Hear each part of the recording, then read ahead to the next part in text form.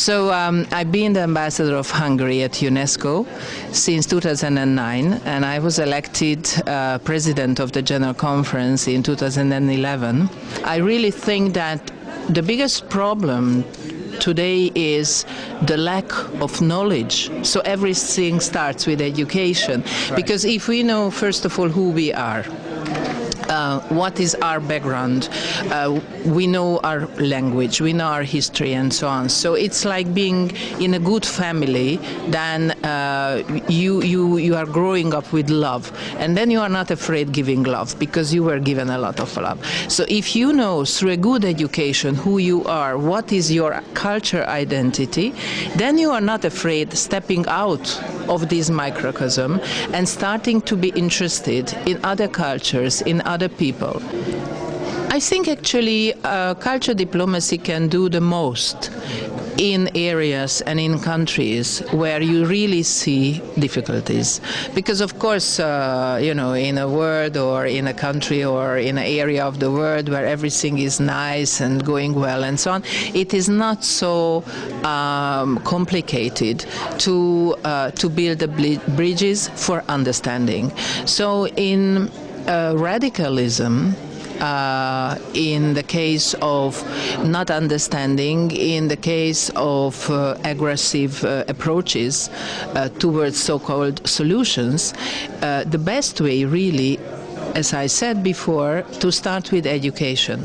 And of course, I truly believe that we can't speak about intercultural dialogue without taking into consideration the importance of interfaith and interreligious dialogue.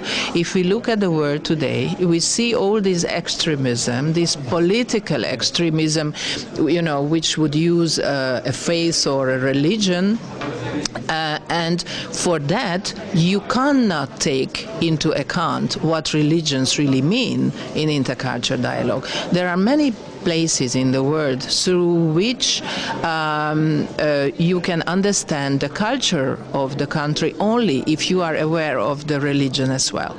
And I think the interfaith dialogue, the interreligious dialogue are very important topics of intercultural dialogue. If you are open towards another religion, it doesn't mean that you have to convert into this religion, but you have to understand what are the most important points and topics of the religion, what you are talking about. So the religious leaders themselves have to have a dialogue, and the political leaders themselves have to have a dialogue.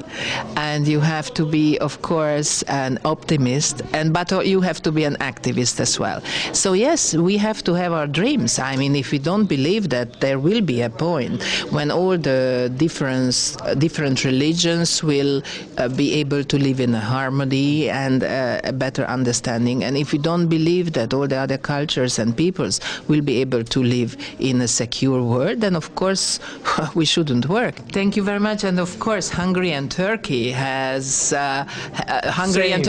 got a lot of links. Yes. And in our culture we have a lot of similarities. And in UNESCO, Turkey is a very important player in the international conventions and in the major programs. So I'm very happy to see the importance in the Turkish government as well. And Turkey plays a very important and influential role.